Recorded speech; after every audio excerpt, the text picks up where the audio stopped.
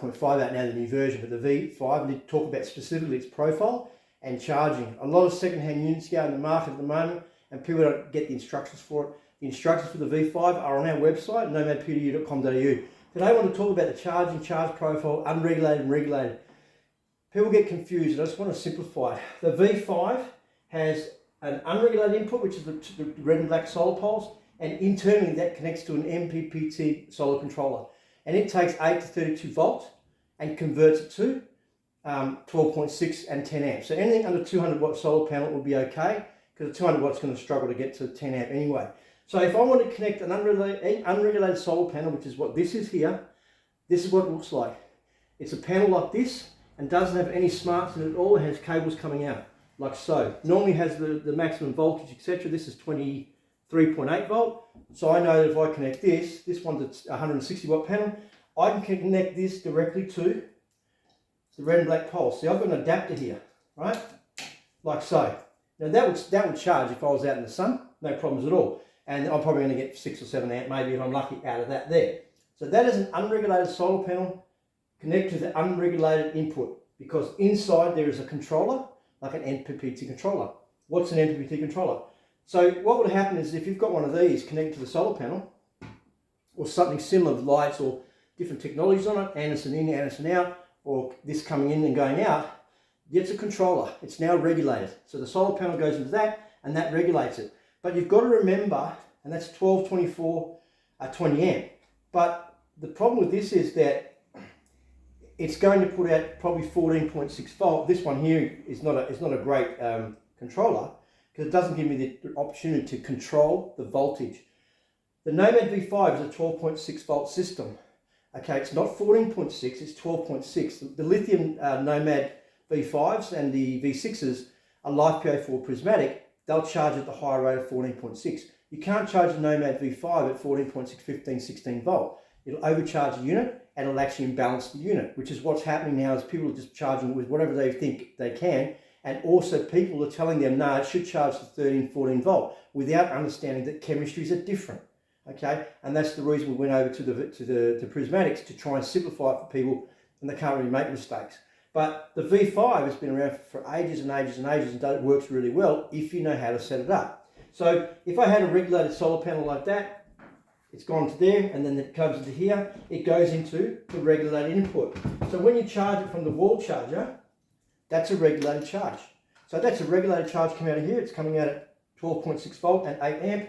That would go into the Anderson like so. And then it charges it like so. And that's a regulated input. And the same as if I was plugging a regulated solar panel and I had that connected to the controller. If that was connected to the controller, then the controller would go into there if it had the right profile and the right setting. So that's how you connect an unregulated panel. Under 200 watt would be okay into this, because that's a 10 amp 12.6 volt MPPT controller. Unless at a 200 watt panel, it's going to still struggle to get over 10 amp anyway. I know technically speaking it might get 11, but I haven't seen it yet. So that's unregulated charging the unit. The red light here comes on if there's more going in than is going out. So we get a lot of calls from people saying it's not charging, and typically we find out that the fridge is drawing 7 amp and the solar panel is putting in 3. It's not going to show a red light. It's still putting in 3 amp, but it's not going to show.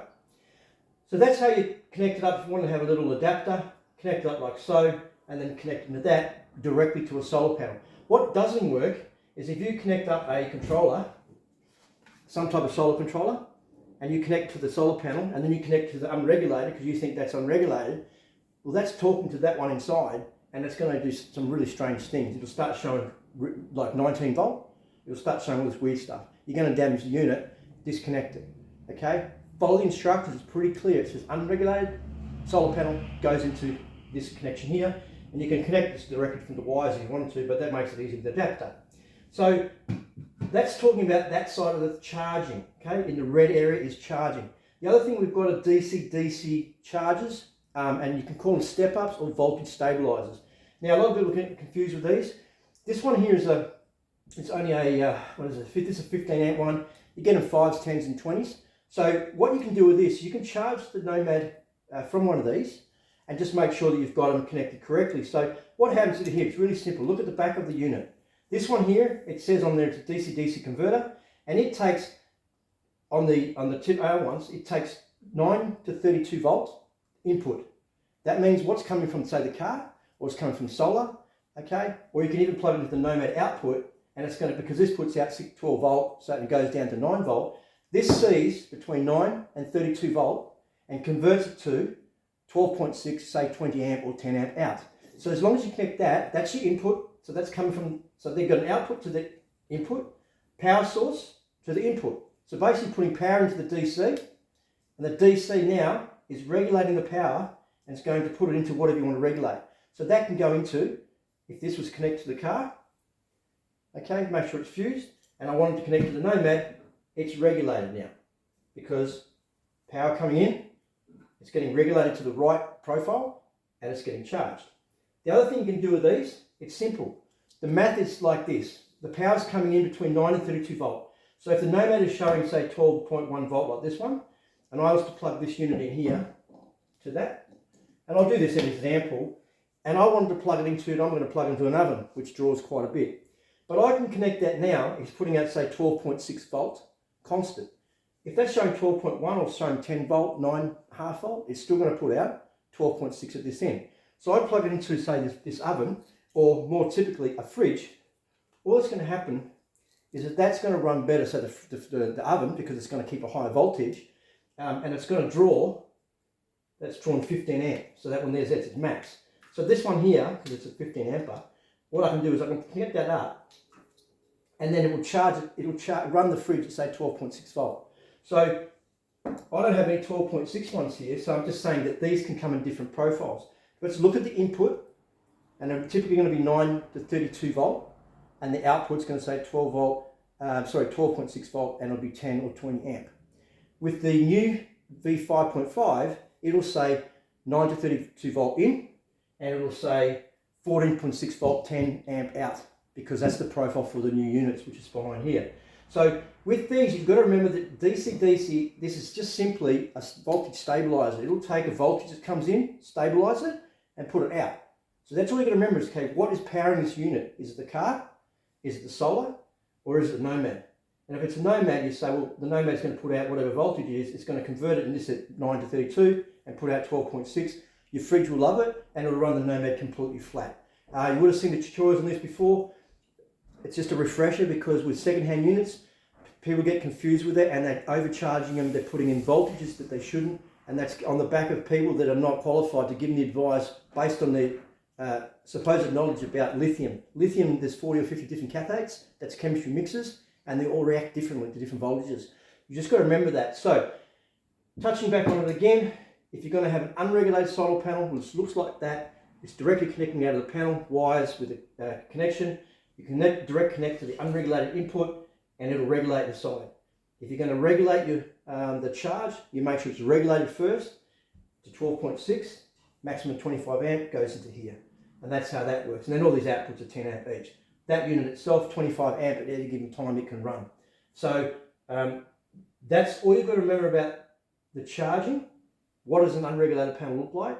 And using the DC-DC or a voltage stabilizer, and also the voltage profile of the Nomad V5. The V5s are 12.6 volt, maximum 25 amp charge rate, regulated, so you can have a combination between that and this, but the total can't be more than 25 amp. So you can charge that at 10 amp and have that running as well, so you get 20 amp, that's fine. Or run that at 20, under 25 is fine, regulated. And then a 12.6 profile, and then all these are 10 amp outputs in the fast USB-C. Still a great unit, but you need to understand how to use them properly. If you don't use the voltages properly, you're going to get yourself into trouble. So if you end up getting a reg to a reg, they don't work, they'll talk and they'll get confused, and there'll be some weird voltages come up on the screen, and they'll fault and do those types of things there. So that's a normal DC, and using it as a step up. So they're basically voltage stabilizers or step ups, you can call them what you like, but it just basically stabilizes a voltage that goes up and down.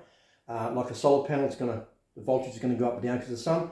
That's going to take that voltage, stabilize it to a nice steady charge, and charge the Nomad, or it's going to give a nice steady current and charge and voltage to a fridge. So your fridge will always see 12.6 if you use that profile. I'm using it at the moment on I don't need to, but I can actually plug in one of the step ups to the 14.6 volt. I can plug it into here. It goes to the DC, which converts to 14.6 volt.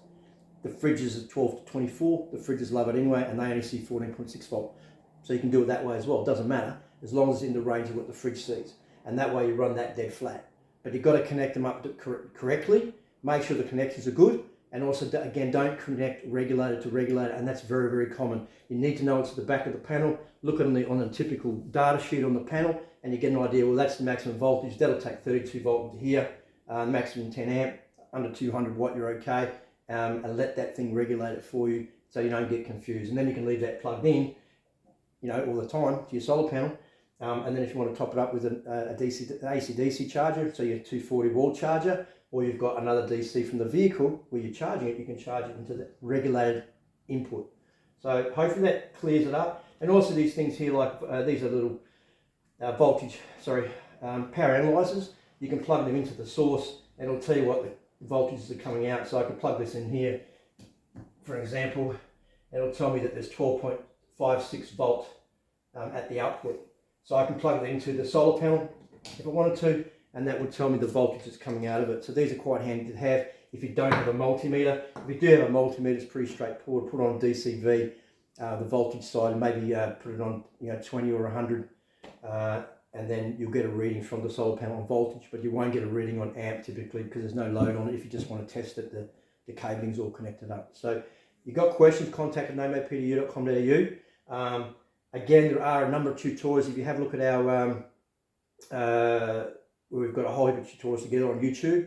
You can go through them all. There's the PDU list of all the different tutorials that you can get, so the step ups and more advanced stepping up that you can actually look at as well. So hope it clears it up. Questions,